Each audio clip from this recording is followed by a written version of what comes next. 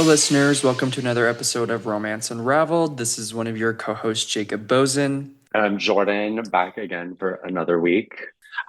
With us today, I've got my friend Clay, who's just one of my all-time favorite people. I was just telling Jacob that he always reminds me of my work and is just so fun to be around. I joke too that I get all of my news and my opinions from him. So it should be a really fun episode. Oh, you're setting the bar really high. Hi, everyone. I'm Clayton. Happy to be here on Romance Unraveled. Yeah, thanks for coming on to the show today. I have no idea what this story is going to be. Kind of nervous, but I'm excited as well. So, Clayton, let's just get right into it. So I grew up in Provo, Utah, in a pretty Mormon household, did the whole BYU thing, and was in the closet for a very long time. And I started dating actually while I was in the closet, which was quite a fun experience for anyone who's ever done that. Luckily, I wasn't at BYU at the time, so I didn't have to deal with the honor code and all that. But um, shortly after graduating, I was on like Tinder and I was swiping my life away and chit-chatting with all sorts of boys. It was all novel and so fun. But yeah, one particular story I remember. I don't know. I like to think that I'm a pretty what's the right word? Like I was just like when I was at BYU and while growing up, I never did anything with anyone ever. I was like a good Mormon boy, and it was so easy to hide in plain sight. I don't know, Jacob, you probably know this because I'm assuming you did grow up Mormon, right? Yeah, I did. Okay. Yeah. So like it's really nice because like if you don't do anything with anyone, you're like a good Mormon.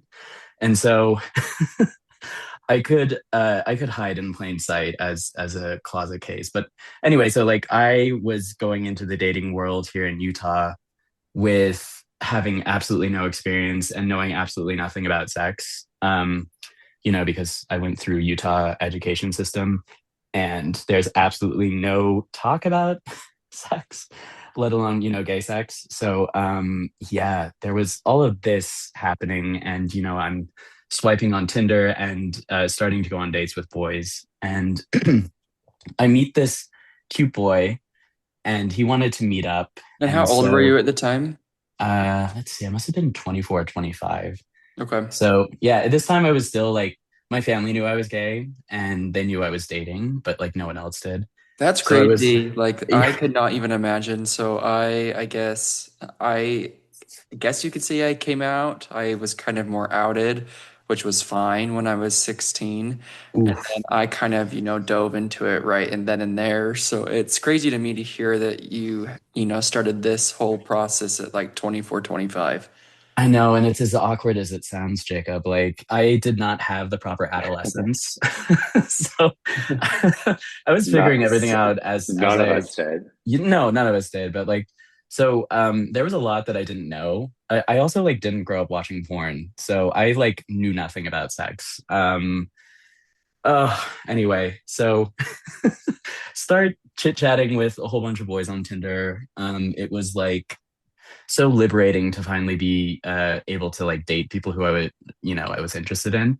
After going on so many compulsive or compulsory dates with women at BYU to prove to people that I wasn't a faggot or whatever. But so anyway, I meet this boy and he wanted to go on a date, but there were a few things from the get go that were a little bit weird that should have been red flags. But I'm a dum dum, super naive, don't know anything about what to expect. But anyway, he's like, "Hey, can we do a phone call before?"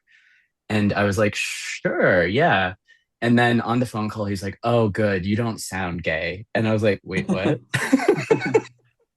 I disagree, but that's a No, I good do thing. now. No, yes, and I made up for lost time. I sound very gay now, and I'm very proud of the way that I sound. Yeah.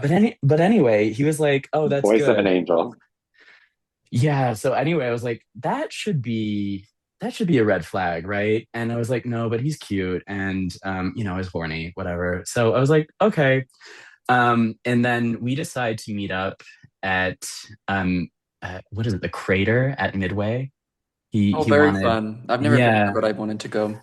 it is a lot of fun. And I had been before, and he told me, he's like, I want us to get shirtless together. I was like, okay, cool, yeah, chill, let's do that. We get there, Well, and obviously, I mean, you guys wouldn't, you're going to like the water, like in a yeah, crater. Like, what else is he expecting? yeah, I guess he just wanted it to be, yeah, it was his idea. I was like, okay, yeah, that'll be fun. I meet him up there after work one day, and I was like I told you, I was out to my family, but no one else. So I was like mortified of PDA.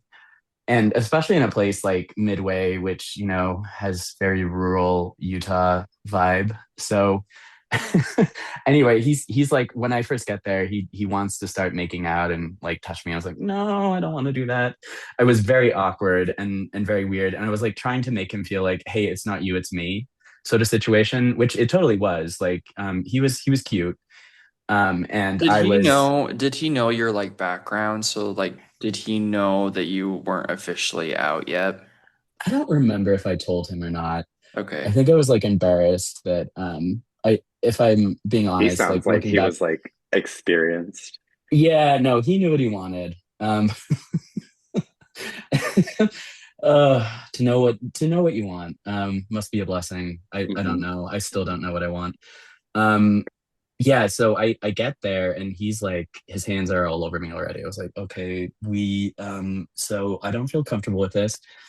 And he's like, oh, okay, yeah, that's fine. We don't have to do this. And so we get in the water, we have a good time, and then we get out, and he like starts trying to kiss me again. I was like, no, I can't. I don't want to do this. I was like glancing over my shoulder a whole bunch of times, and like, let's just go back to my car. And so we do, and we had a little bit of fun. Um, and then he's like, let's go back to my apartment. And so yeah, we go back to his apartment, and we undress. I don't know how much detail do I like. I don't want to. We're not going to get too graphic, but anyway, we undress, and then he hands me a condom. It was like, I've never used one of these before. I didn't say that to him, but I was thinking like, I don't know what to do with this. I figured it out, pretty intuitive, and I think the instructions were on the package. Thank God. Um, but and then yeah, like I didn't know what to do. I was like, oh, okay, so what now? That And is so funny. yeah, so anyway, he was How yeah, old was he? he must have been around my age. I think he was like in his mid 20s as well. Okay. And so when it came to trying to do the act, I could not perform. And he kicked me out, and I never heard from him again. So cute little story. One of It sounds like many. he came in with like one goal only. Like you could have skipped the date with that man. You He know was ready what? to pounce from the second he saw you. Yeah, there was a little bit of that going on. I wish we wouldn't have stood on pretense, but like I also had no idea what to expect because I was a stupid little naive Mormon boy. And so like I didn't know when I was like, let's go back to your apartment. I was like, oh, we'll make out. That'll be fun. No, but yeah, anyway. So my expectations were not his expectations. And I was still in a stage of, being gay where I was like, okay, well, I guess this is what people do. And didn't really know how to say it, like, maybe not now. So Was this one of anyway. your first dates that you ever went on? No, I had gone on other dates before. But it And was those were one of normal. So like those I'm assuming weren't like people trying to get your clothes off immediately. no, no, yeah, they were just like cute little meetups where, we met in public and yeah, it wasn't so yeah, this was all when all this was very new. Um yeah, and then I felt like after that it was just a long string of similar sort of encounters. I don't know. I still find the whole yeah, I'm very happy that I don't have to date anymore. I'm sorry if I'm well, Jordan. I'm sorry that you're doing the whole dating thing. It's not fun. It's not my favorite thing in the world, but Oh no, I have the option. I'm not doing it. Because I think even with like what you're saying is like I too have had to learn to just like figure out people's intentions, but also how to communicate like what's in it for me. And I think still you find yourself in situations where like you don't want to communicate that because you kind of want to see what happens organically. And For it's like sure. this constant battle. And Because so, usually when like people are communicating their needs, especially in the gay world, at least in my experience, it causes them to run for the hills pretty quickly. And so everyone wants to have like this view that they're not taking anything seriously at the end of the day. I feel like at least that's what it's been in my experience. yeah, no, like being very real with people and telling them what you want is a very vulnerable and kind of terrifying place to be. Yeah, so that's why I still struggle with that. And I mean, like I'm in a committed relationship. I have been for the past 8 and 5 years, or eight and a half. What am I saying? The past 8.5 years, I have been Don't get in trouble. yeah. No, I won't get in trouble. I won't. I don't think. But anyway, yeah, telling people what no. you want and knowing what you want, I think are very tricky things, especially in the gay world, since we weren't like allowed to have what we wanted for the longest time. Yeah. So yeah, still discovering So that. let's go back in this story a little bit and I guess, get more detail. I'm curious. So when you guys went to the Homestead Crater and, he was kind of up on you immediately. So I'm assuming that you guys drove up there together Actually, I met him there, and then I think I met him there.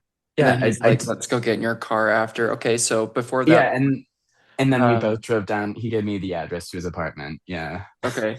So when you're at the Homestead Crater, like I'm assuming, there's the locker rooms and you guys have to change into your swimsuits in the locker Mm. rooms. Like, is that when this whole ordeal kind of started where he started pursuing you really hard?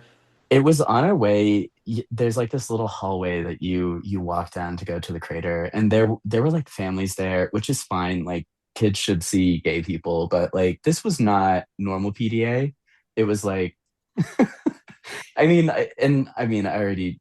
I'm not the type of person who likes PDA in general. Even when straight people do it, especially when straight people do it, I'm like, I don't want to see that.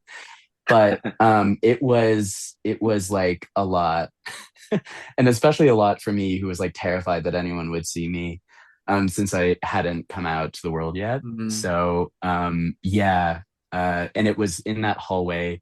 There's like a little, like the way the hallway bends. There's a little bit of privacy, but like people are always walking back and forth, to go to the crater and then to come back to locker rooms and everything. So yeah, that was part of the reason why I was like, oh, I can't do this. Yeah, of Tensing up course. and yeah. Because it's like you're not really experienced in it, and then you're not out, obviously, and he's like very upfront about what he's pursuing with you. And in all honesty, at least in my opinion, you guys might disagree with this.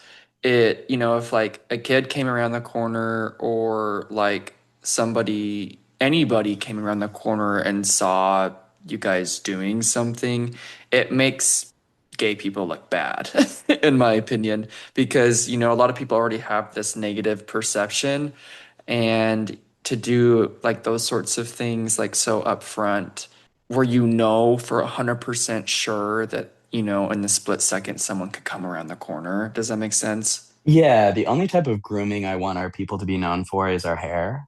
And so yeah, no, I totally agree with you on that one. I think too, though, like that is such a thing for that time of like having to hide your PDA for that reason. Like nowadays, if you ask me, I feel like if people can't have that conversation with their kids that like gay people love each other too, then they shouldn't have their kids in public.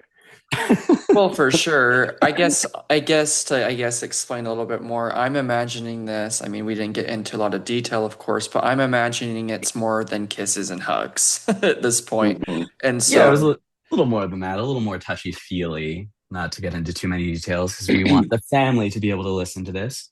Um, In addition to like the like, oh, I can't do this, did you also have like experience of like a giddiness, almost like an excitement. Because I just remember looking back, like how excited I would get when like a boy would finally want to hold like my hand.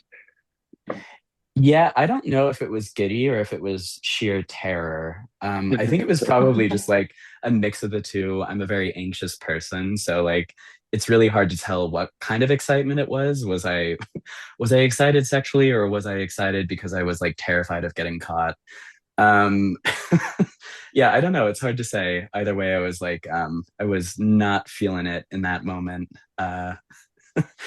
Yeah, he was I would like to say that he's a nice person, but like he never reached out ever again. And I was like so embarrassed after that that I never wanted to reach out ever again either. Yeah. I wonder what he's up to. I So don't how remember. was then date? How was like dating following this? And was it just kind of like not on the table, or when No, did I you get the he confidence again? Oh no, I went out on more dates after that. I Because I'm a glutton for punishment. I'm a dum dum. I was like, okay, you got to shoot your shot. So yeah, I was swiping on Tinder. That's back when Tinder was like, I don't know what Tinder is like anymore. I've heard it's not fun anymore, but that's back when it was like kind of fun. And so I was chit chatting with a bunch of other boys, and I remember after that, I think I raised the age range. Like I had finally admitted to myself that I was into like older men. My and Jacob, my partner is 15 years my senior. Oh wow. And so yeah, I think that was the impetus for me to say like, okay, like I need someone more mature. Um And you so picked a great one. You yeah, picked a no, great one. he is great. He's lovely. But yeah, so like some of the dating after that, it was like older men, but still not mature, which so many stories there too. Yeah. Okay. So I want to take this back to when you go to the apartment and Sure. you're getting ready to do your deed with him and you said that you couldn't perform. I guess, without giving away too many like visual details, what was going through your head at that moment? Like, did you have, I'm assuming, some like self-realizations at that point Yeah, about yourself? well, yes, I realized that I already knew this about myself. I already knew that I was anxious, but I didn't know that anxiety would cause so many issues down there. So I think that was a bit of a realization. That was the first time that anyone had ever asked me for that. So yeah, I was a little bit terrified. And he was not patient about any of it, which I remember was like even worse. I could tell that he was annoyed. And like gay annoyance is one thing, but like gay annoyance when someone really is like yeah, when they want that from you specifically, like I feel like it's heightened. And so didn't help me feel relaxed or at ease. And I don't know what it was about me because I definitely don't give off top vibes. So that was another thing that was a little bit baffling to me. That's what I was wondering. Yes, in that moment, I was like, wow, this is weird. Yeah, like I said, hadn't really watched porn, didn't really know much about anything. I mean, like obviously knew that, people did that, but I didn't know how they did it. And yeah, so I learned really quickly that it was something that I would need to practice. I hope this gentleman has since learned what consent is and asking people. Oh, he did Because, I ask mean, me. He did. I just like, I don't know. And maybe Jacob, you can speak to this too. Like growing up Mormon, you just don't want to let people down. Oh, for Um, sure. It's a lot yeah, of but pressure. yeah, and the thing is, I let myself down. Did you really though, or is that like you let yourself down at that time and moment, like looking Yeah, back? yeah, no, I mean, like it could have been. I probably should have approached it differently and live and learn. It was a good learning experience. And I am kind of glad that he didn't reach out again because I also realized like, oh, men who are like really interested in mask for mask, like not the best people. That's my personal opinion. And I have a lot of them. They're all very strong. But mask for mask culture, toxic.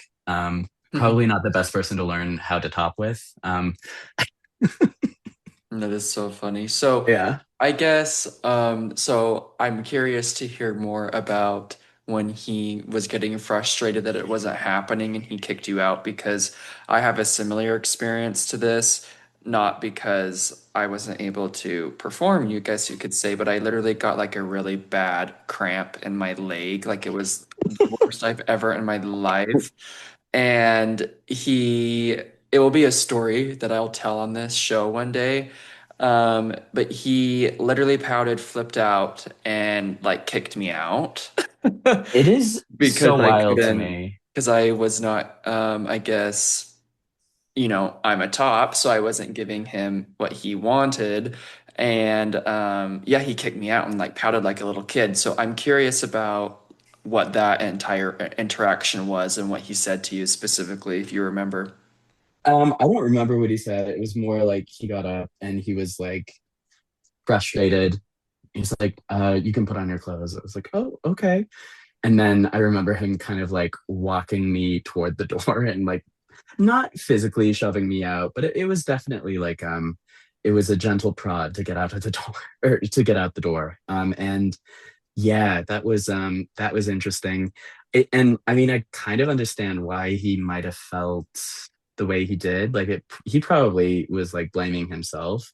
I don't think he had the full context, and like, there's no way for me to explain that during the act and say like, oh, by the way, I've never done this before, and this is like super scary and terrifying to me. Does that turn you on? Like, there's no, there was no good time for me I to have no like clue what I'm bring. doing. Yeah, yeah, I have no clue what I'm doing. Is that sexy? Does that turn you on? Yeah, I had no Yeah. time. Yeah, I mean, maybe for some people, it didn't seem to be his thing. So like, there was no opportunity for me to tell him like, hey, this is actually like terrifying for me. Yeah, yeah. The thing is I can, like if it's not working, it's not working, and like as far as compatibility and as far as the act is concerned, like if you're meeting up with someone solely for that purpose, I can totally see someone getting kicked out. Sure. You guys literally went on a date. And so it kind of takes it to like a second level, in my opinion, where it seems really like inappropriate, at least in my mind, that he would kick you out so quickly after, spending some time with you. Because it wasn't like you guys were just meeting up just for hookup. Yeah, I probably hurt his feelings. Like that was my best explanation. Is like it felt personal to him, even though it like probably it really had nothing to do with him at all. Like the inability for me to perform, to use a euphemism. So like, yeah, I think I kind of understand why he was so eager for me to leave. And this might be getting to a deeper thing about like gay men and rejection. um yeah, it's never just like, oh, this isn't about me. It's like, oh, this is very personal. So I think that for him, he probably internalized some of that, and I can understand why. And like I said, I was a little bit grateful that he never reached out again, because it was very awkward for me too. So yeah, I'm not super upset about how it all turned out. I think it turned out probably for the best. But yeah, I definitely did have it was an illuminating experience to realize like, oh, there's so much about this world that I do not understand or know. And even after being out now for close to 10 years, I there's still so much I don't understand about our culture. No, for sure. It's a nightmare. Amen. Plus, we yeah. try so hard. Such a nightmare. Okay, well, thanks for telling the story, Clayton. I was impressed. It was probably, I guess, one of the most revealing stories, I guess we have. So that's, a good new take on that. But yeah, for for our listeners, as always, make sure you're subscribing and saving. We're streaming anywhere that you can get your podcasts, and make sure you rate us as well. That really helps us with algorithms. And then follow us on social media. It's Romance Unraveled on Facebook, Instagram, and TikTok. And if you would like a story that you have to share to come on the show, message me directly on one of those platforms, and I will get you scheduled on. Until next time.